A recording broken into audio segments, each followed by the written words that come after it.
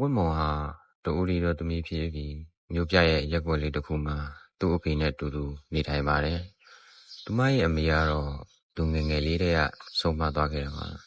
။ဝတ်မော်ဟာရှမ်းသာတဲ့မျိုးရိုးကဆင်းသက်လာသူမဟုတ်ပေမဲ့သားဖားနှစ်ယောက်ရဲ့စားဝတ်နေရေးအတွက်တော့သူမရဲ့လစာ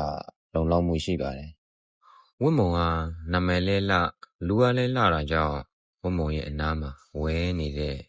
လေလွင့်လက်ပြားတွေကလည်းအများသားပါပဲ။ဒါပေမဲ့ဝတ်မော်ကတော့ဘသူ့ကိုမှစိတ်ဝင်စားခဲ့ပါဘူး။တနေ့မှာတော့ဝတ်မော်လှုပ်တဲ့ကုမ္ပဏီကိုထွန်းပေါ်ရောက်လာပါတယ်။ထွန်းပေါ်ကနေရာတက်လာသူဖြစ်ပြီးရိုးသားပြီးအလုပ်ကြိုးစားတာကြောင့်မကြခင်မှာပဲဝတ်မော်နဲ့တငယ်ချင်းတွေဖြစ်သွားပါတယ်။အိုးချင်းထားအိုးချင်းထိကျိုးချင်းထားကျိုးချင်းညီဆိုလိုပါပဲ။ထွန်းပေါ်နဲ့ဝတ်မော်တို့ဟာအနေနီးပြီးတော့မကြခင်မှာပဲရှစ်သူတွေဖြစ်သွားခဲ့ကြပါတယ်။တယောက်ကိုတယောက်နားလည်မှုအပြည့်နဲ့ရှေ့သွားနောက်လိုက်ညီလွန်းလာတဲ့ထွန်းပေါ်နဲ့ဝတ်မော်တို့အတွဲကိုလူတိုင်းကအားကြရတဲ့အထိပါပဲ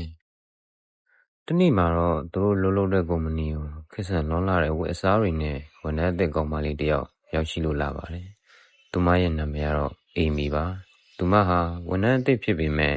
မန်နေဂျာရဲ့မျက်နှာသာပေးမှုကြောင့်အလုပ်ကိုအမြဲတမ်းနောက်ကျမှလာပါတယ်။ဒါကိုဝန်ထမ်းတွေကဘဝင်မကျကြပါဘူး။အချိန်တစ်လလောက်ကြာတဲ့အခါမှာတော့အဲ့ဒီကောင်မလေးကိုကုမ္ပဏီမှာမတွေ့ရတော့ပါဘူး။တနေ့မှာတော့ဝတ်မော်နဲ့ထွန်းပေါ်တို့နှစ်ယောက်မြို့ထဲမှာရှောက်လည်ကြရင်စတိုးဆိုင်တစ်ခုမှာအေမီကိုပြန်တွေ့ကြတာကြောင့်အားရဝမ်းသာနှုတ်ဆက်ကြပါတယ်။ဒါပေမဲ့သူတို့နှစ်ယောက်ရဲ့ပုံတွန်းလွန်းလာတဲ့အဝတ်စားတွေကိုကြည့်ပြီးအေမီကနှာခေါင်းရှုံသွားပါတယ်။အပြောင်းလဲမြန်ဆန်လွန်းလာတဲ့လောကကြီးကကြောက်စရာပါပဲ။အရင်ကမြန်မာဆန်ဆန်လေးနဲ့ရိုးသားပြီးလှလွန်းတဲ့ဝတ်မုံတစ်ယောက်ဘို့ဆိုခေတ်ဆန်လွန်းလာတဲ့အဝတ်စားတွေနဲ့ကုမ္ပဏီကိုရောက်လာတာကြောင့်အားလုံးအံ့ဩနေကြပါတယ်။ထွန်းပေါ်ဟာသူ့ရဲ့ကောင်မလေးဝတ်မုံခေတ်ဆန်လွန်းတဲ့အဝတ်စားတွေနဲ့မမြင်ချင်တာကြောင့်မဝတ်ဖို့တားပေမဲ့ဝတ်မုံကတော့နားမထောင်ပါဘူး။ပြောင်းလဲသွားတဲ့ဝတ်မုံဟာသူလိုချင်တဲ့ခေတ်ဆန်တဲ့အဝတ်စားတွေနဲ့အလှကုန်ပစ္စည်းတွေကိုထွန်းပေါ်ကိုဝယ်ပေးဖို့မကြာခဏပူစားပါတယ်။ထွန်းပေါ်ဟာဝတ်မုံကိုအရင်ရှိတာကြောင့်ဝတ်မုံလိုအပ်သမျှကိုဖြည့်ဆည်းပေးခဲ့ပါတယ်။ဒါပေမဲ့ဝတ်မုံလိုချင်တဲ့ပစ္စည်းတွေဟာအရန်ဈေးကြီးတာကြောင့်ထွန်းပေါ်မဖြည့်ဆည်းပေးနိုင်တဲ့အခါမှာတော့ရင်ဖြစ်တာတွေစကားများတာတွေပြဿနာတက်တာတွေစလာခဲ့ပါပြီ။နောက်ဆုံးမှာတော့ဝတ်မုံတယောက်သူလိုချင်တာတွေမဖြည့်ဆည်းပေးနိုင်တဲ့ထွန်းပေါ်နဲ့လမ်းခွဲသွားခဲ့ပါတယ်။ဝတ်မုံဒီလိုပြောင်းလဲသွားရတဲ့အဓိကတရားခံကတော့အေမီပဲဖြစ်ပါတယ်။အေမီနဲ့ဝတ်မုံဟာထွန်းပေါ်မသိခင်ချိန်မှာတငယ်ချင်းတွေဖြစ်သွားခဲ့ကြပါတယ်။အေမီဟာဝတ်မုံကိုငွေရဖို့အတွက်ပင်ပင်ပန်းပန်းလှုပ်เสียမလို့လို့ပြောကတတိတဦးနဲ့မိတ်ဆက်ပေးခဲ့ပါတယ်။အစပိုင်းမှာတော့ဝတ်မုံဟာကြောက်နေခဲ့ပေမဲ့ပတ်စံရလာတဲ့အခါမှာတော့ဘာလို့မှခရီးမဆိုင်တော့ပဲသူ့ကိုယ်သူလုံးဝပြောင်းလဲပစ်လိုက်ပါတော့တယ်။ပြောင်းလဲသွားတဲ့ဝတ်မုံဟာသူမအတွက်အသုံးမဝင်တဲ့ထွန်းပေါ်နဲ့လမ်းခွဲပြီး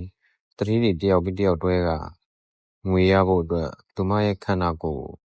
ကောင်းကောင်းကြီးအသုံးချနေပါတော့တယ်။ငွေရဖို့အလွယ်တန်းလိုက်ခဲ့တဲ့ဝတ်မုံတယောက်သူမကိုသူမ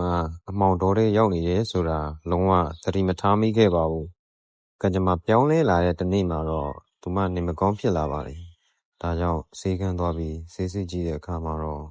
သူမမှာ HIV ရောဂါကူးစက်ခံနေရတယ်ဆိုတာသိလိုက်ရတဲ့အချိန်အရန်ကိုတုန်လှုပ်ရှောက်ရှားသွားခဲ့ရပါတော့တယ်။ဒီအချိန်မှာတော့ဝတ်မုံတယောက်ရှုံးပွဲချငိုကြွေးနေရုံကလွဲလို့ဘာမှမတတ်နိုင်ခဲ့တော့ပါဘူး။ညအချိန်မတော့သမီးဖြစ်သူရဲ့အခန်းထဲကငိုသံကြားတာကြောင့်ဖခင်ဖြစ်သူကဘာဖြစ်တာလဲလို့အသေးအတန်လာမေးတဲ့အချိန်မှသာဝတ်မုံသတိဝင်လာပါတယ်။မှန်တကယ်တော့ဝတ်မုံတယောက်အိမ်မက်ဆိုးတွေမှတ်နေခဲ့တာပါ။ဝတ်မုံတယောက်သူမရဲ့အိမ်မက်ကိုတွေးရင်ကြောက်ရွံ့နေခဲ့ပါတယ်။နောက်တစ်နေ့မှာတော့သူမအိပ်ရနိုးချိန်ဖုန်းယူပြီးအေမီလို့မှတ်ထားတဲ့ဖုန်းနံပါတ်တစ်ခုဘလော့လိုက်ပါတယ်။စိတ်ထဲမှာလည်းငါတို့နှစ်ယောက်ရဲ့တန်ရှင်းတဲ့ရှစ်ကဘာလေးကိုဘယ်သူမှမဖြစ်စည်းစေရဘူးလို့တိတ်တကူပြောနေမိပါတယ်။မကြခင်အချိန်မှာပဲအိမ်ရှိမှာအလုပ်သွားဖို့လာခေါ်တဲ့ထွန်းပေါ်ရဲ့အတန်ဝတ်မုံတယောက်ကြားလိုက်ရပါတော့တယ်။ဟုတ်ကဲ့ပါဇလန်းလေးအဆုံးထိကြည့်ရှုပေးကြတဲ့အားလုံးကျေးဇူးအများကြီးတင်ပါတယ်။နောက်ထပ်လည်းဒီလိုစိတ်ဝင်စားစရာပေါင်းတဲ့ဇလန်းလေးကြည့်ရှုနိုင်ဖို့အတွက်ကျွန်တော်ရဲ့ YouTube channel လေးကို subscribe လေးလုပ်သွားပေးကြပါဦးခင်ဗျာ။